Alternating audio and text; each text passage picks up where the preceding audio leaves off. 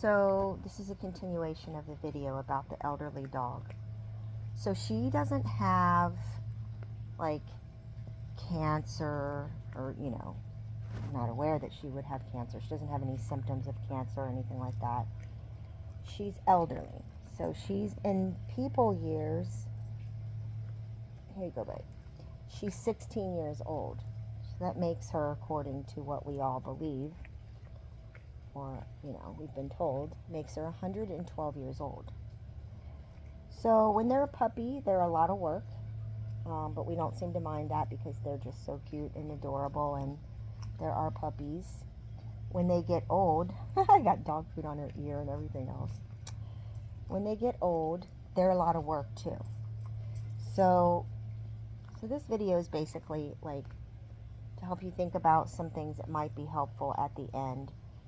I personally feel like they deserve as much love, attention, care, pain in the butt moments when they get old as they do when they're a puppy. So as you can see, Wave is very, very gray. She looks, like white and black. When we got her, she was all black, completely black. She had one little cute white dot on her chin. And that was it. That was it. So I'm feeding Wave because if I try to leave Wave to eat on her own, she really can't eat on her own. There's a lot of things when they get old like this. They can't stand there and bend over their bowl or eat stuff off the ground, eat the bowl from the ground, because they're too unstable. Like, she falls over easy and that kind of thing. So, and when you think about it, if you go into a nursing home, look at all the elderly people there that are at the end stages of life. A lot of them have to be fed. So, it's not like just because the dog has to be fed, that's not a sign that it's time to put her to sleep. So, I feed her every day. So some of the first signs of Wave at the end of life, like her body shutting down, is her kidneys have started to have an issue. So when your kidneys have an issue, you build up toxins in the body. You can start, you can start vomiting. You can have diarrhea, and she started doing that. So I thought maybe, okay, gosh, she's just dying, or there's something really bad wrong. She's got a virus, like something bad. Come here, Star. I'm going to get my other little dog to help me since I'm trying to do this video. I'll have her help me clean up this food. Where are you going, Wave? So, anyway, I think I dropped dog food even on my phone. I got a mess here. So anyway, if you go to nursing homes, like I was saying, you'll see there are elderly people there, and they have to be fed too. So it's not unusual, and that in and of itself is not a sign that a dog needs to be put to sleep just because she can't eat on her own. Just feed her.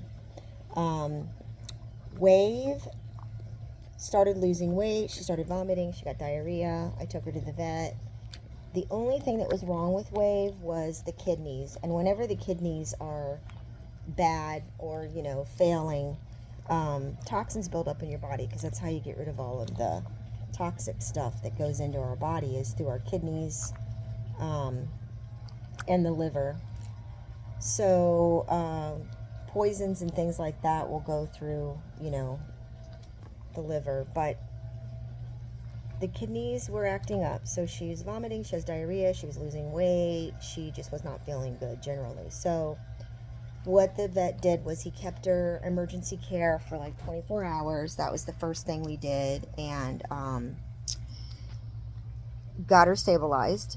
And then we put her on a special dog food that's just a renal dog food. I can show you right here because I've just been sitting here feeding her. So we have her on Royal Canin Renal Support is what it's called. There's another one called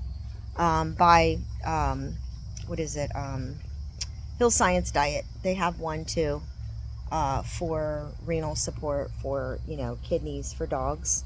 So we put her on that, and then She was doing really well. Oh, and we have her on these cranberry tablets, 1 cranberry tablet every single day. I do have to crush it up. I started out syringing it, little bits at a time. And now I just, my daughter showed me that since she does like it now, she's gotten so used to it with the syringe that she'll actually just drink it herself. So now I just crush it up. I add Pedialyte to it, plain Pedialyte. That's the only thing you should ever give your dog, plain Pedialyte, because, you know, the other stuff's got too much sugar and stuff in it, so it's counterproductive, especially in the case with, you know, kidney issues. So I just syringe like 10 cc's, I think it is, or is it mLs, of Pedialyte, and mix it into the cranberry tablet, and she drinks it herself, and she seems to really like it. So eventually it got where she started having high creatine that was not being totally controlled by the dog food and the cranberry. So the vet, because I have an awesome vet, is very nice, and he knows that if I bring her in all the time to get IV therapy, you know, which is just fluids, that's all it is. He's just giving her the saline and stuff. He knew it would be too expensive for me, and so he was kind enough. It was his idea. He actually had me come into the office. He taught me how to do her IV, and so I do a little right between the shoulder blades every other day. It's actually really easy, and you know, if you pay attention to what the vet tells you to do, you really can't hurt them at all, unless you just do something really out of the way. But so I do IV therapy on her. You know, I give her some fluids, subcutaneous fluids, every other day. Takes 5 minutes, maybe 10 max. So we've got it down to a routine, and she wears a diaper because, you know, she can't help it. She just, you know, she has to go. She's got to go. So she's in a hurry. She also doesn't see very well. She doesn't hear very well. But as you can see, like, unless I told you a lot of these things, you wouldn't have known. She's enjoying her life. She loves laying out in the sun. She sleeps a lot, but so do people. I mean, when you get older, you get tired easier. So, you know, that's totally normal. Basically, what I'm trying to say, I just like to summarize by saying a lot of the stuff that happens with these dogs when they get old is just really no different than people. It's all normal, part of dying process. It's, you know, it's a part of life. We're born, you know, we have certain energy levels, and we do certain things, we have certain abilities, and then as we get older, you know, that starts to slow down and wane, and there's a normal process of dying. Part of the normal process of dying is, and this is with humans and animals, so this is both, you know, stop eating, stop wanting to drink anything, and in the last days, you just don't want to eat. And if your dog is at that stage and you want to do what I'm doing, again, I'm not judging anybody, but this is just for somebody who wants to do things the way I'm doing. Really, the routine doesn't take that long. So basically, it's just a different food. I fed her every day anyway, so it's a different food. I do feed her. I hand feed her. It does take a few minutes. And I hand feed her, like, I offer it to her 2 to 3 times a day, so I make sure she gets a lot of, you know, calories that she needs. After I get that good, you know, like, she eats the best early, the first feeding, which I just did on the video. After that, she may or may not eat as much later in the day when I feed her, when I offer it to her the next time, or 2 or 3. But I'm okay with that because, you know, a lot of times dogs only get fed once a day anyway, and she eats a good amount in the morning, and, you know, she seems fine with it, so I'm okay with it. And they may not eat as much, but that's okay too. She takes a lot of naps. She sleeps a lot. So basically, I feed her, I give her her cranberry, and every other day I give her IV subcutaneous fluids. that's pretty much it. I mean, other than just the normal stuff you do with your dog, you walk them. Like I said, I have a diaper on her so that I don't have to worry about it. Like, you know, like, and I also created a pen for her.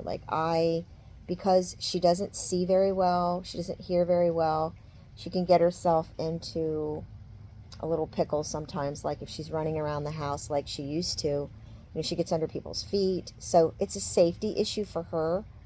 I bought one of those pens, those, you know, look, she's going to go to sleep now.